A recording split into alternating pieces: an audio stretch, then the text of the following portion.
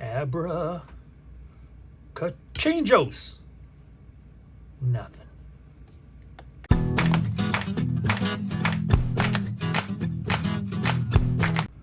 Hi, and welcome back to Plastic Models by Regular Dude and an airbrush episode entitled 2 in 1. This airbrush right here is the Neo for Iwata TRN-1 gravity feed double action airbrush. The needle and nozzle size is 0.35 millimeter. So being a 0.35 millimeter airbrush, it's good for smallish to medium-sized jobs. If you have to do something bigger, like spray a lot of primer or base coats, that's when it doesn't work quite as well. And that's where a 0.5 millimeter airbrush would be good. Now, Neo for Iwata makes a 0.5 airbrush that looks almost identical to this, and it is a TRN-2. Other than the nozzle size, the biggest difference is it is a side feed, which means instead of being a gravity feed like this, where the cup is right on top of the airbrush, it has like a little stem and a fitting on the side here that comes up with the color cup off to one side. Now, it's not really that big a deal, but I kind of like the more streamlined design of a pure gravity feed airbrush. Also, there's cost. That's another difference.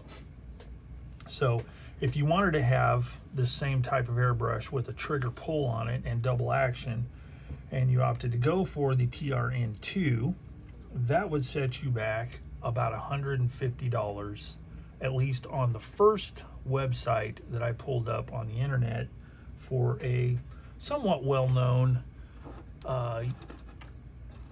US-based airbrush and airbrush supply retailer. So 150 bucks. So might not be that big a deal, but for as much as I use it, is it really worth spending 150 bucks? Is there a cheaper alternative? Well, with a little bit of investigation, I discovered that yes, there is an alternative. Good news is there is an alternative to spending $150 to buy a new airbrush. You can spend approximately $35 and get the parts you need to make the change yourself. In the parts diagrams on some of the websites, there's actually a list of the parts you need to change this to the 0.5 millimeter airbrush. And it takes 4 parts and 1 tool. It actually takes 2 tools, but one of them is kind of more specialized. So the parts that you need are the head base, which is this part here, the nozzle cap, the nozzle, which is inside, and the needle. This part here that already comes with the TRN-1 will fit on the parts for the TRN-2. Now, I'm not going to give all the part numbers and all that kind of junk. I will list those in the comments section down below. But that's all you need. So let's take a look and see what kind of tools you need, first of all, to make this change happen. There you go. That's what you need. A very inexpensive, cheap, adjustable wrench, or at least a wrench that will fit on this here and on the other parts. And this here, which is a little wrench that Iwata sells to install the nozzle onto the head base. This is another couple extra bucks. So that's why I say it's about 35 bucks to buy the parts and to buy this. So now let's see what exactly it takes to make the change. First off, I'm doing this reverse because I actually have the 0.5 millimeter rig in here right now, and the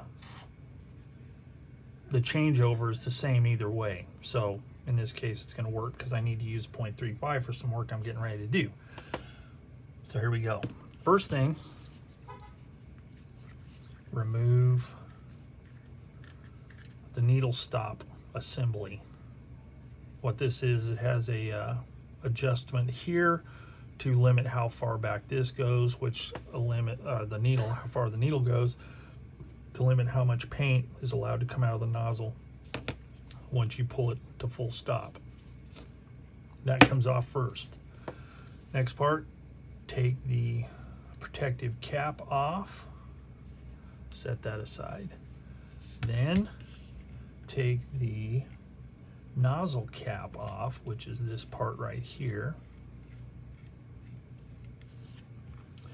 Then, using the wrench, take the nozzle off. Now I pre-loosened this stuff up so it's not coming off that easy, but it's not hard either.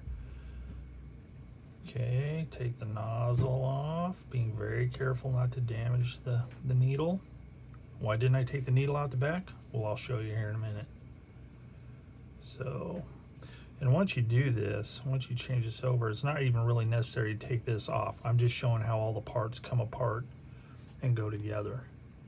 So then we take the head base. Actually, before we take the head base off, I'm going to loosen the chuck for the needle and push the needle out the front. Now, why do I push the needle? Now, see that? I've been using this, so that's why it's got some primer residue on it. So don't freak out. I keep these things clean, partially why I'm taking it apart. But why do I push the needle out through the front? Well, it's because of that residue that's on there. Probably isn't that big a deal. A lot of people just pull the needle out the back. No big thing. However, some airbrush manufacturers and quote-unquote experts, mainly manufacturers and stuff like that, when possible, it's better to take it out through the front. That way you're not pulling any residual paint and fluids that are on here back into the chamber where the trigger and all that mechanism is, because you don't want to get any gunk in there, because that'll really gum up the works. Now, if your Teflon seal on the inside is tightened properly, it's just basically going to scrape all that stuff off anyway. However, they do wear with time. And again, it's probably not that big a deal. Lots of people do it the other way. This is just the way I do it. Enough of that. So the next thing to do is to take the head base off. And for that, I'm going to use my adjustable wrench and take this off. Now, if a person were to do this and order all these parts, it might not be a bad idea to order an extra seal here. Now, this seal is the same for both for both setups, the 0.35 and the 0.5. But it's always nice to have this kind of stuff on hand in case it gets damaged. But in my case, it ain't damaged, so there ain't no need to be fixing anything. Okay, so now all the parts are apart, so now all we have to do is put the new parts in place. All right, I keep my the head, nozzle, and all that kind of stuff in this little container right here, just to protect them in my airbrush cleaning kit by Iwata. I also keep the protective cap on the needle to protect the tip of the needle, because you don't want to bend that up. Now, this part is already on here, but it's very simple. This is the one that actually comes with the airbrush, and with the airbrush comes the tool that you need to take this off or put it on. So I'm going to take it off just to show you how everything goes together.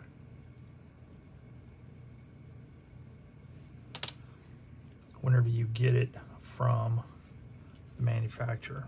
Okay, so there we go. These are all the parts that you need to make the conversion. Now again, these are 0.35 millimeter because that's what comes with it, and I'm putting it back on. But as you can see, it's the same stuff, just a different size. So even though it's a different size, it's exactly the same process. So first, we put the head base on here. And that snugs up against that nylon washer, so you want to make sure that it is nice and snug. Don't over tighten it, it just needs to seal. Okay, then we put the nozzle in place. Now, it can be done with the fingers, especially if you haven't had a cup of espresso in the last 15 minutes. See, there you go. And then just tighten it with your little wrench here. Now, these smaller nozzles come with a little O-ring on it, and they're pretty durable. I haven't had to replace it yet. But again, you just want to snug it. You don't want to get it too tight. You just want to snug it. Now, if you get one of those Iwata kits, it comes with this type of nozzle wrench, and it's way better for these small ones because you can actually put it in there and it'll help you get it started. Okay, but you put that in there like that. Then you put the nozzle cap in place. And it's knurled, so you don't have to use a wrench. So just finger tighten it. Okay, now to protect the needle, whenever I put it in place, I normally put this on there, but you can do that after you do your needle. So carefully take your needle and carefully, without whacking the tip on the edge of the chuck, start it through there. And then once it gets through, it's going to go the rest of the way with no problem. And then push it till it stops, but don't push it too hard because you don't want to split the end of the nozzle. So just push it till it stops. Tighten your chuck. Put the cap on to protect the needle. Put the needle stop in place. And kerwhap! There you go. It's all done and ready to go for the next size needle nozzle combination. So that's all there is to it. You can actually get 2 airbrushes for about $50 less just by changing the parts out. Now, for a lot of people, it's like, well, why go to all that bother and just get another airbrush? Well, if you have, space problems and you don't have a lot of room for a lot of airbrushes, and if you don't want to have a side feed and a gravity feed, whatever, this is just an alternative to having to buy an extra airbrush, and it will save you some money. So that's pretty much it. This thing's ready to go for the next paint job. Now, as an aside, once I clean my needle up, which I'm not going to mess with it right now because I want to show you what to do, I just take the protective sleeve on there, and for this, I'm going to go ahead and install this back on here because I just wanted to show how it all goes together whenever you get it new. But generally, you don't really have to take this off. You can clean it, from this way. I like to take the nozzle off to clean it, just so I can use some dental paper points to clean the inside of the nozzle really good. But, that's just me. It's not necessary to take it off every time, especially if you've got a big job going and you're going to be using it quite a bit. There's no sense in tearing it completely down to clean it. And we put this on here, the nozzle cap, hand tighten that thing, then drop it in here. That way it protects it. And it's ready to go in here for the next time I need to do a change. Just like that. Oh, whoops. Just like that.